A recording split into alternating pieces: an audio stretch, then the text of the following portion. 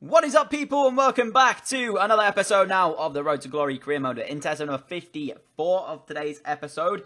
And just before we move into this, to clear up any confusion on what you may have seen in yesterday's video of the normal career mode, and as to whether or not your players will change once you back out of the settings, take a look at the two players on the screen right now.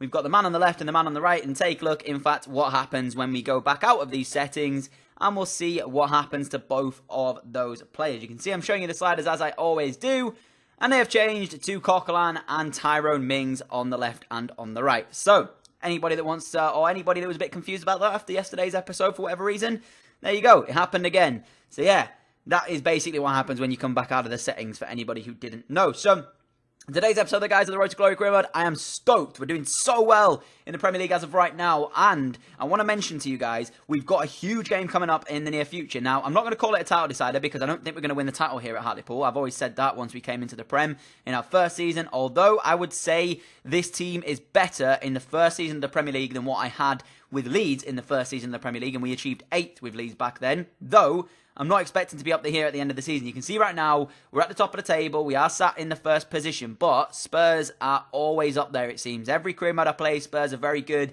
and always put pressure on, so I'm not expecting that we'll win this trophy, but we actually take on Spurs in the next episode of the Road to Glory Career Mode. So that's going to be huge for us. If we can win that game, we'll be potentially putting down a marker to them and saying, you know what, we are serious about our ambitions this season. I mean, my ambition for the season was, as I said, top 12. And it looks as if we're going to smash that if we keep playing the way we are anyways. Of course, that relies on us playing the way we are currently. And I want to say as well, some of the bigger teams, or what I'd associate with the bigger teams, are not doing too well for themselves right now. One of them being Arsenal as well. They always seem to struggle later on in the career mode series. They don't really ever get themselves going in terms of signings, and they always seem to have a weak side. And that's a bit of a disappointment for me, being an Arsenal fan, you know. The signings they make in general are always questionable in these series. It's like John Terrell's playing at Cam today. You know, in general, they've got the money to sign a better Cam. Why they're playing him there, unless they're just disrespecting me, I don't know. But in all honesty, I would not have been playing John Terrell for this one. And we were controlling most of the early game, as you can see. 24 minutes in, already had 2 decent chances in this one. We went into the 36th minute, though, when we set Emre Moore down the left-hand side. And this guy's been so good since joining from Dortmund. He gave the ball off to Riera Canadell, who strikes it into the back of the net. And the man from Eibar, which was correctly said by you guys, and if you put that, I actually left you a comment calling you a legend, because if you watch back and you recognise that it was Eibar, because I think I was saying it was, put it this way, I was saying it was a wrong team, and for you guys to question, or for you guys to correct me on that, that was amazing. And I know if I'd have looked back, I'd have been able to see it was, in fact, Eibar that we signed him from. But the thing is, at the time of that, I was thinking, I know for sure you guys will know, and you guys will tell me in the comments. And of course, I was right, because you guys are legends, and you just basically watch everything, and are amazing for all the support you give. But regardless of that, Riera Canadell, £450,000 from a Spanish team in Eibar, you simply cannot go wrong. And I think for future series, I will have to look about at some of the youth academy players that are coming through at other teams. Having said that, when Riera Canadell got through one-on-one in the 71st minute to kill the game off here, he's shot wide of the post. And I'm going to put that down to the fact that he's still quite young and inexperienced, and he's still playing Premier League football. He's in his first season, for Christ's sake, of Premier League football. So I can't really be expecting him to keep this up the entire time. But what he's doing right now is pretty damn good, as Emre Moore goes through 76 minutes in and makes sure the points will be heading back with us from this one, or rather heading to us, because we are playing at home here. And I want to say, you know, you got to make your home a fortress in terms of making sure that you're winning your games at home.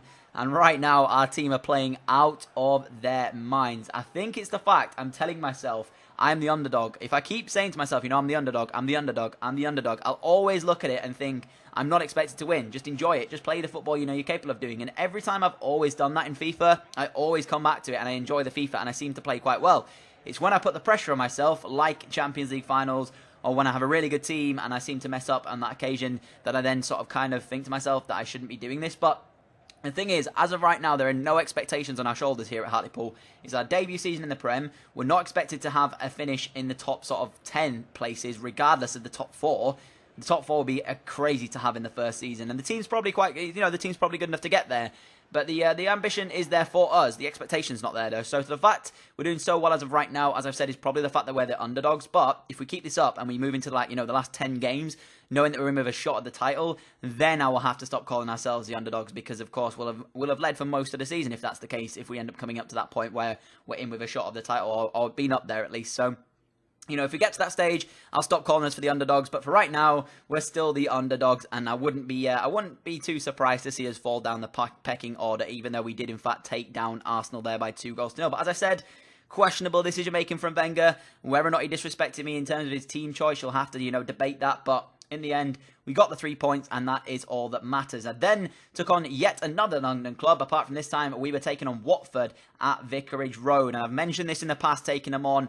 They are such a tough team to play against. They always play well whenever I come up against them, and they always expecting very much the same here. They've got a decent team, very physically strong as well. So it's not going to be easy to get anything going in this one. But what I will say is, pace-wise, Riera Canadell is so fast that if I get him through in a one-on-one situation, chances are he will outsprint any defender in world football, in which case we should be looking good in the way of finishing. You can see as well, he's got 91 finishing. And for an 82 or an 81 rated striker, that's incredible. 91 finishing on Riera Canadell, partnered with that pace that he does in fact have. He is so deadly, and I'm just enjoying using him, in all honesty. Like, I think we'll struggle probably to try and keep him here. If you remember back to yesterday's episode, or maybe it was yesterday's, it might have been the day before actually, but if you remember back to that episode, Ollie Hill actually handed in a transfer request. So right now, we need to keep hold of Riera Canadell, and if he keeps playing the way he is, he will have offers coming in for him in January, which is something that I have to take into consideration. I will get offers for him, and he will maybe come to me one day and say that he wants to leave. But if we can keep him here for the rest of this season, that's my aim for it. Coming in for 450k, any friend here out now that we get for him is pure profit for us. We simply cannot make a loss on him at the end of the day. So anything we get is pure profit. And having signed him for basically next to nothing, to sell him for an absolutely outrageous fee down the line wouldn't be too bad. But ultimately, I want to try and keep hold of the little Spaniard, the magician that is Riera Canadell. So 4 minutes into this one against Watford here, he was in fact involved in this one as well. Luka Jovic coming up with a decent strike partnership between the two here. And with the form that Canadell's in, you can bet your bottom dollar he's going to be trying stuff like that. And that almost worked out there. I thought he was going to bang one in top bins. And I remember saying to myself, when I was recording this, I was thinking, you know what? That's just the form he's in. 4 goals in the Prem so far for a team that wasn't expected anything out of this season is very, very good. So Riera Canadell, I take my hat off to him because he's performing quite well for us. And 6 minutes in, we won the header at the back there. Maximilian Meyer into Cam, of course, seeing as how Ollie Hill was dropped. He was playing left midfield for us, but that now falls to Emre Moore. He gets it back here in the middle at Meyer, gives it off to Riera Canadell. Nice scoop turn past the defender. Cabaselli's trying to track his run, can't do it, and this is where he kind of lacks. Like, in a one-on-one situation there, in the centre of the box, you have to be finishing those off. And with 91 finishing, I would have liked to have said that I would have put my money on him to finish it, but unfortunately it wasn't going to be the case here, as we did in fact make a change at half-time, bringing on Ollie Hill, Naki Wells, and I do believe Luongo also makes an appearance off the bench for us for Tom Kearney, as we put Meyer out on the left, and we did make those changes. So Ollie Hill gets a start, or gets a substitute appearance in this one after handing in that transfer request. So I called upon him. I said, go out there, show me what you've got in your locker, and try and grab us the possible winning goal from this one. And he did actually have a chance here, beat the defender very well, and this is what he's capable of doing. Unfortunately, though, the finish wasn't quite there for him. So, in all honesty, guys, he's just amazing, but with the fact that he doesn't want to play here at Hartlepool at the moment, I can't bring myself to keep playing him in the team, and I will keep it the same way. I will be dropped indefinitely until he decides differently, but then this happened.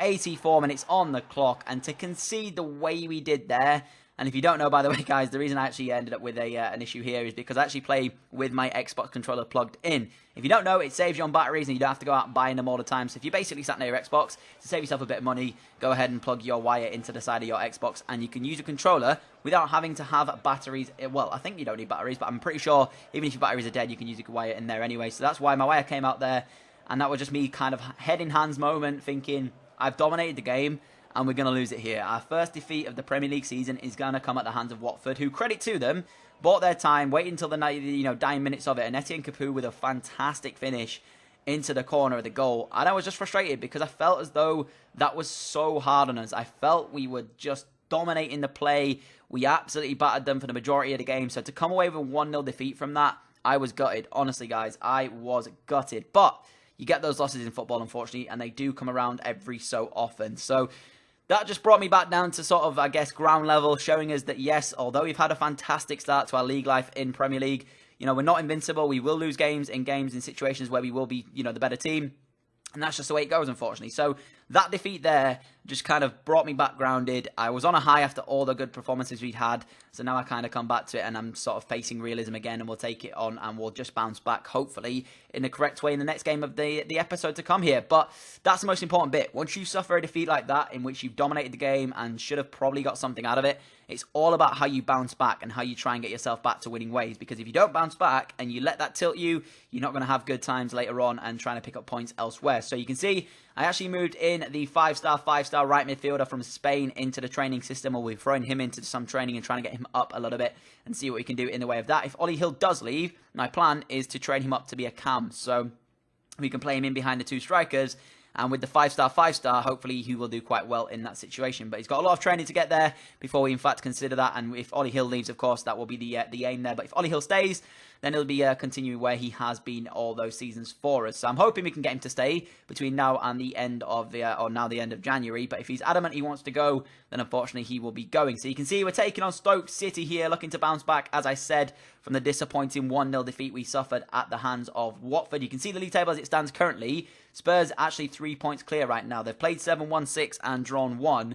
And that defeat there, when they actually won, unfortunately, it showed us, as I said, that we are only human. But you've got to take into account, guys, we've conceded 1 goal from the opening 7 Premier League games. And that came at the hands of a 1-0 defeat. So up until that point, defensively, we were sound. And Spurs, actually, who are sat top at the moment, have still conceded 6. So it's still 5 goals less than anybody else in the league, which is absolutely mental.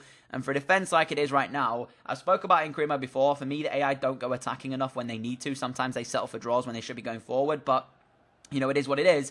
But 11 minutes into this one, guys, I spoke about bouncing back in the correct way.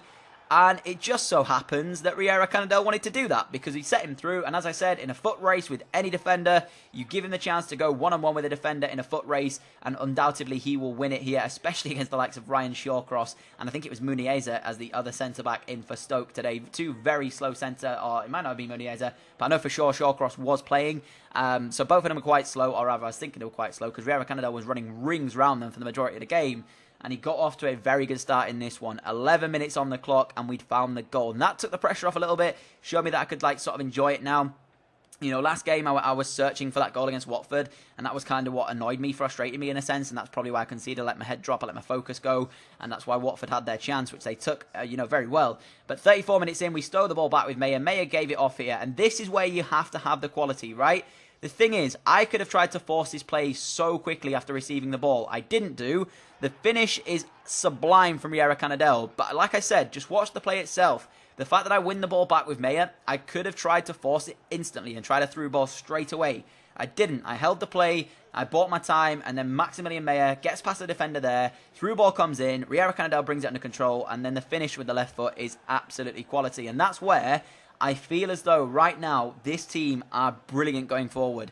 Every single aspect of this team is so good to be playing with. The thing is as well, Lukijovic wasn't cutting it in the Championship. I didn't enjoy him, but since coming into the Premier League, his hold-up play for the very quick Riera Canadell has been brilliant. And 49 minutes into it, we had yet another chance. Riera Canadell with it again. And this little man is just golden. He's simply amazing. A low-driven shot this time, past the Stoke City goalkeeper. Makes it Hartlepool 3, Stoke City 0. 51 minutes on the clock. We are in dreamland in the Prem. I don't know what to tell you, other than that this season could be very surprising for everybody involved. For you guys watching, and for me playing, it could be so surprising. Because as I mentioned, I was looking at a top 12 finish.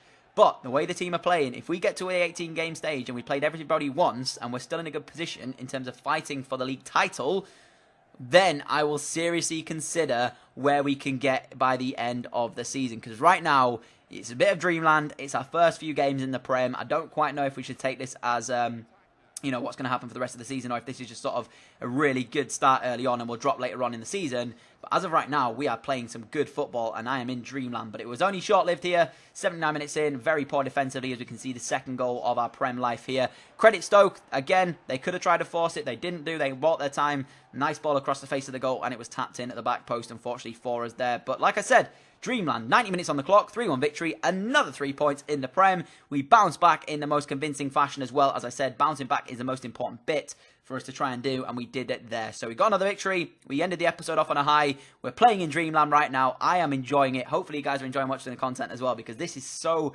so good. We could potentially make history here with the Hartlepool team, winning in the first season we get promoted after having promotions from League 2. But that's going to be it from me. If you enjoyed this episode, guys, a like rate would be greatly appreciated. As always, thank you all for your continued support on the channel. You guys are all amazing. We hit 6k subs. Thank you for that one as well. And I will catch you all with another video very soon. Adios.